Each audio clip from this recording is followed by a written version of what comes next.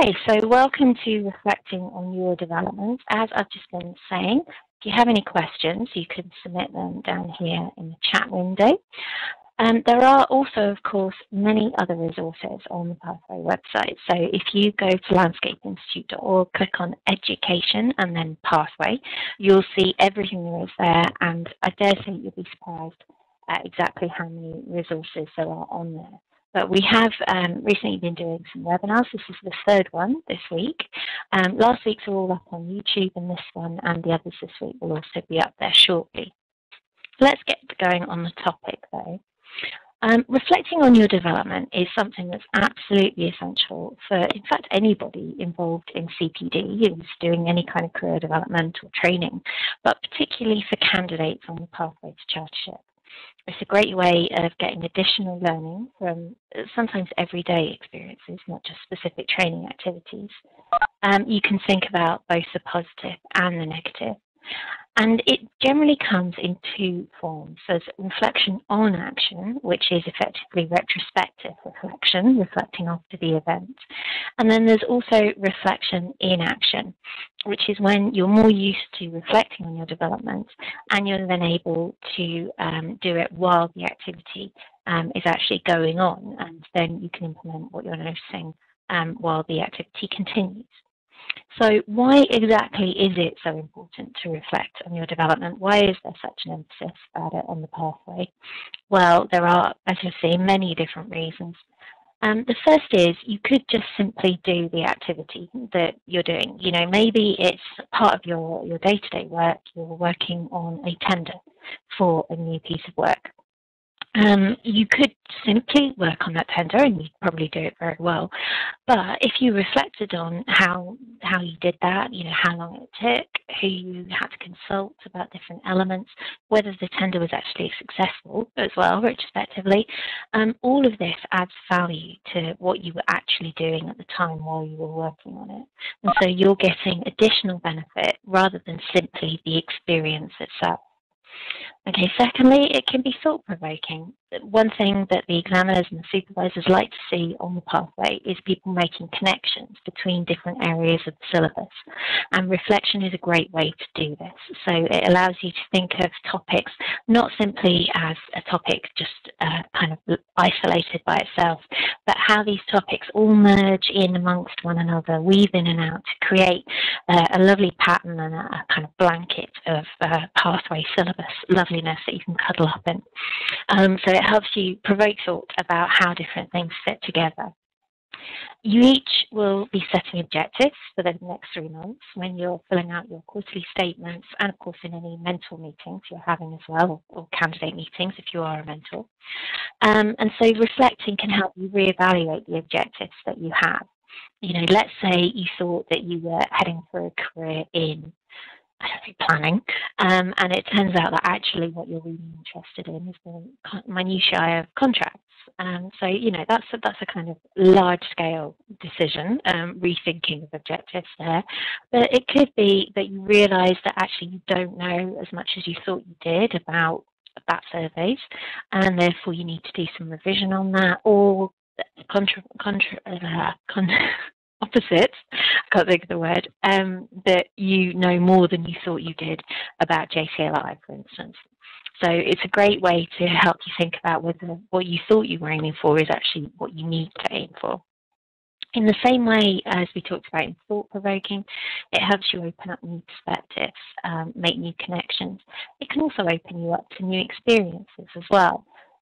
So by reflecting, which isn't something you have to do by yourself, you can do it with a mentor, a candidate, or just with another colleague.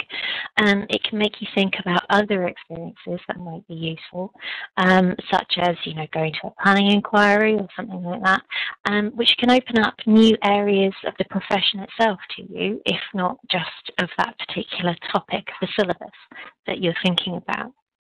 Helps you develop awareness of what that syllabus topic involves and what it includes.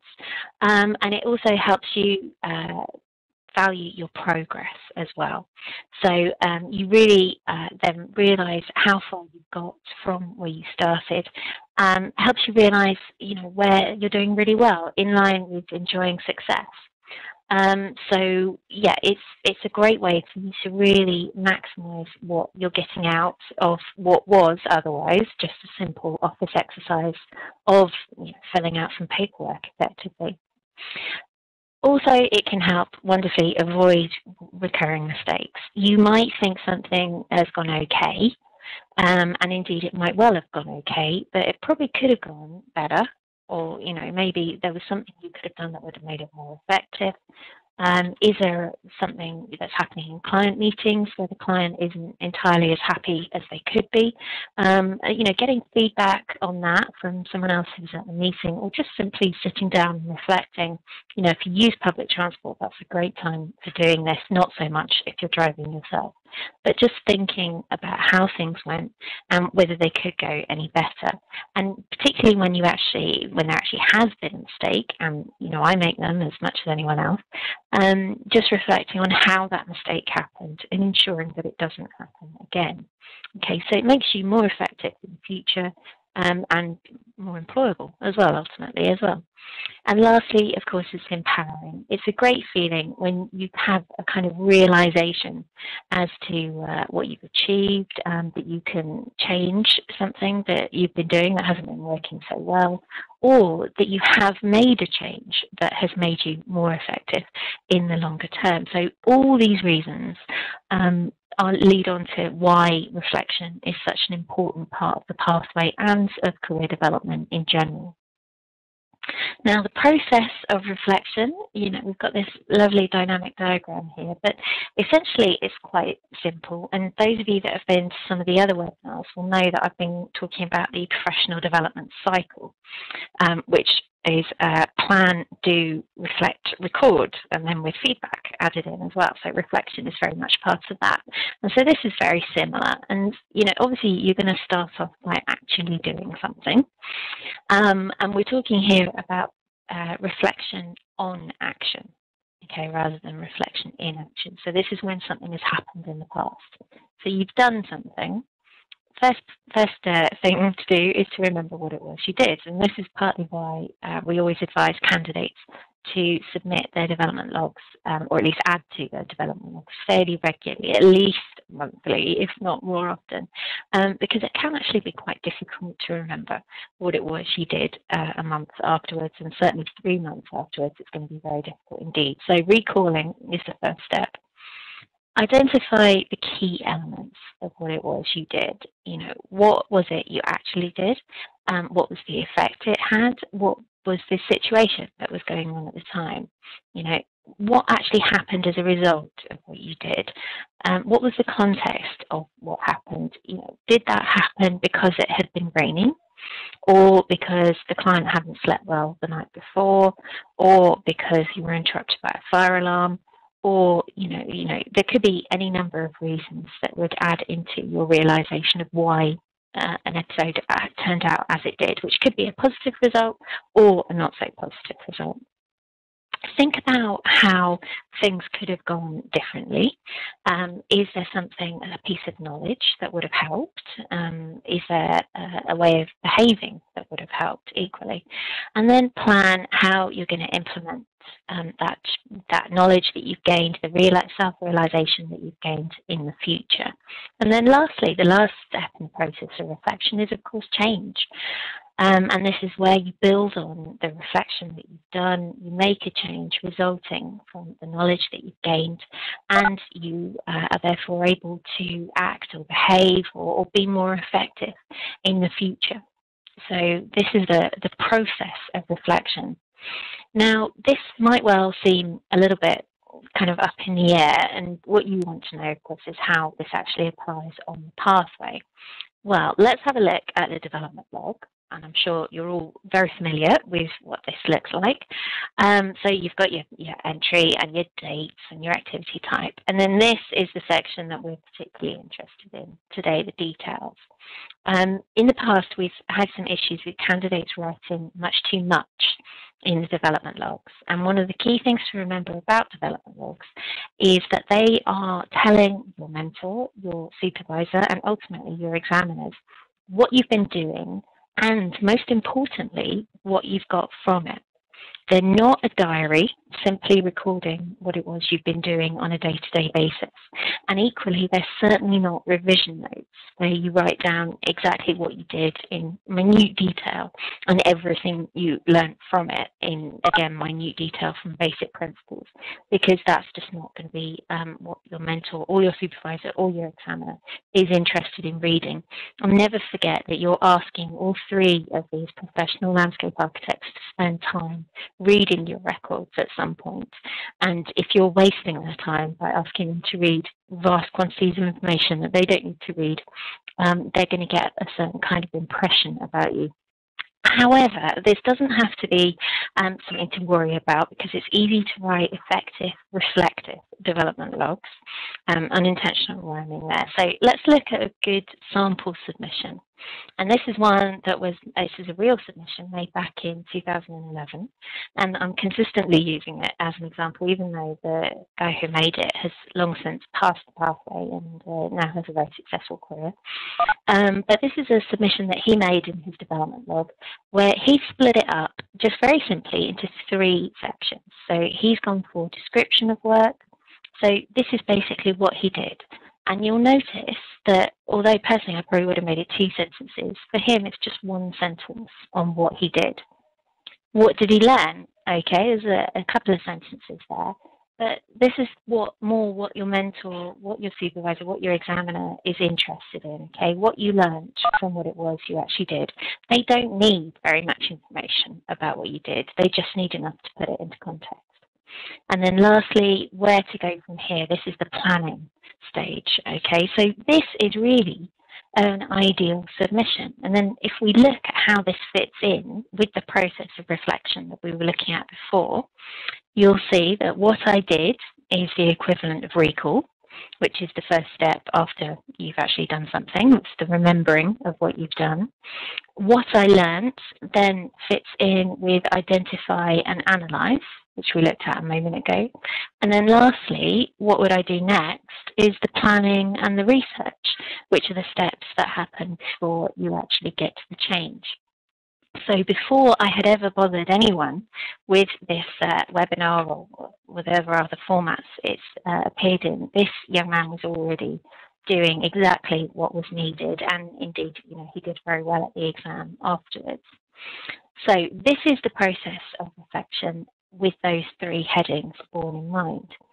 So when you're next writing a development log, thinking about your next submission, as you probably are because it's due on the 30th of September, just have a think. What I did, or what you did, is really a very small amount of your development log. It says 1 or 2 lines. I mean, 1 or 2 sentences would be plenty. You don't have to write lines.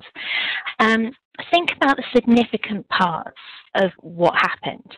What went well, what didn't, were there any surprises, okay? Think about what went well and what didn't. And what was the effect of your knowledge or your personality even on the outcome of what happened? If things went really well, then this is going to be very easy to write. And equally, if they went really badly, they'll be easy to write because it's usually quite obvious what went wrong. It's when things were just kind of meh, kind of okay. That's when you need to think about this in more detail and spend a bit more time identifying and analysing. So put it into context, how it relates to other situations, also what factors might have affected what happened. What would have helped? Do a little bit of research. Was there knowledge that would have helped you perform better? Are there people that you can go and talk to about it? So in first instance, that will probably be your mentor. Second instance, other colleagues in the office, members of study group, just other landscape architects or planning or design professionals that that you could go and chat to about this. Lastly, the resulting action. What are you going to do as a result of you having thought about it? And, I'm spending much longer talking about this than it actually takes to do. This can all be done in a minute or 2 minutes, and then you just jot down your thoughts on it in your development log or in your own personal log. And then lastly, you're putting your new knowledge into play. This is the action, the change at the end of it all. And that very nicely leads down to background to another reflection later on. So, all of this can be done. Let's just go back. to, in very few lines, very few words. It sounds like a lot of work, but as I say, just a minute or two would be sufficient. And you just end up with a succinct, nice, well-written little development log like you've got here, which hasn't taken forever, doesn't contain War and Peace, and is exactly what the supervisor and your examiner and, of course, your mentor want to see. So let's have a look at another sample development log. This is an actual one, but I've just retyped it to take out any particular details. I did that yesterday. So this is one from the system, and you'll see here, this is what the candidate wrote. On-site meeting with clients to establish faults with build of boardwalk. The boardwalk has not been built to the latest design. Shortcuts have been made in order to save on material costs. And then they've linked that to 5 syllabus areas down here as maximum number 5. And of course, these are all from the new syllabus, which I assume most of you are actually working on at the moment. Now, is this a good development log? What is likely to be the supervisor's response when they see this? Well, I had to guess, but my guess was, why are you telling me this? What is useful about this development log? Why have you bothered entering this into the system? Essentially, what the supervisor is asking is there anything in this information here that justifies what areas of the syllabus that you've related to? And if the answer is no, then there's essentially no point having put any of this in here, because nothing in this explains how you've developed knowledge of any of these areas. However, if the candidate had taken a little extra time and maybe an extra sentence or two to explain how exactly this strengthen their knowledge of the legislation and requirements that would affect their work, how it related to monitoring and control of projects, what were the health and safety implications of them using the cheaper materials, how did the client react, and what kind of steps would you have to take to make sure that you maintain a professional working relationship, not just with them, but also with the contractor that's built the 40 boardwalk. Imagine a boardwalk is something like they have in America on Jersey Shore, I think, but anyway, not relevant. And lastly, of course, what exactly happens that helped you understand the importance of developing and maintaining your competence as a professional. So just by adding in a few extra sentences, brought about entirely by reflection on what it was that happened, you can make your development logs much more effective and much more useful for you, so that they really show how you are gaining the knowledge and understanding that you actually need. Now, as I've said, your development log isn't a diary or revision notes, and it must be more than a record of what you did. It needs to be a record of what you've learned. Now, I'm not going to ask you to do this during this webinar, because it'll be much more useful for you to do it when you're next sitting down to type up a development log. But just think about it. What percentage of the last one you wrote is what you did? And how much of it is actually reflection, thinking ahead to how this will change what you do next time. So if it's, the percentages aren't, too favourable, if it was mostly what you did and not so much what you learned, just take a piece of paper or online, whatever works for you. I'm a spider diagram person myself. I write the activity in the middle, and I'm just, shooting out bubbles from the middle one. What went well, what didn't? Any surprises? Was I surprised? Had I expected it to go much better? If it didn't, why didn't it? Was it just a bad day for the client, or was it something? Was it the way I introduced the topic? Was I too abrupt? What was the effect of my knowledge? Should I have known more about the background going on? Should I have been more sympathetic to the politics? How does it relate to other situations? Other work that we're doing for the client, say. How does it relate to other syllabus areas? What would have helped it go better? Also, who can you talk to about it? Those of you that are very new in the profession, just recently left university, you're not expected to get everything right straight away. And in fact, those of us that are, sort of 10, 15 years into their professions, are also not expected to get it right all the time. It's quite understandable that you'll need to talk to someone else sometimes, even if it's just to discuss options before acting.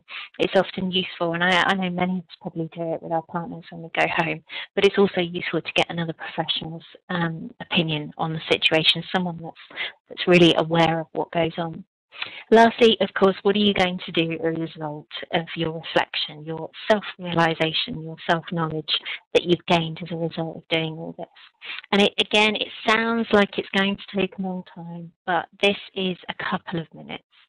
And just sitting down and doing this once a month, is going to make your development logs much more effective and pathway, and it's going to mean that you yourselves actually gain a lot more than, simply being able to tick off that, yes, we've written that report and that's now done. Okay, that's everything that I wanted to cover in this webinar, and I know it has been quite brief, and 20 minutes, 47 seconds we're on. If anyone has any questions, then please do submit them in the chat window, which, as I said, was down here. Let me just have a look. Paul, I hope you got your sound working. That was the only comment I've got in there so far. If anybody does have any questions, though, that they think of after the webinar is finished, you can always email them to me at pathway@landscapeinstitute.org, or I'm generally in the office and you can always give me a call. So as there haven't been any questions, I will call this the end of this webinar. Thank you all very much for attending, and this one will be up on YouTube next week. Thank you. Bye.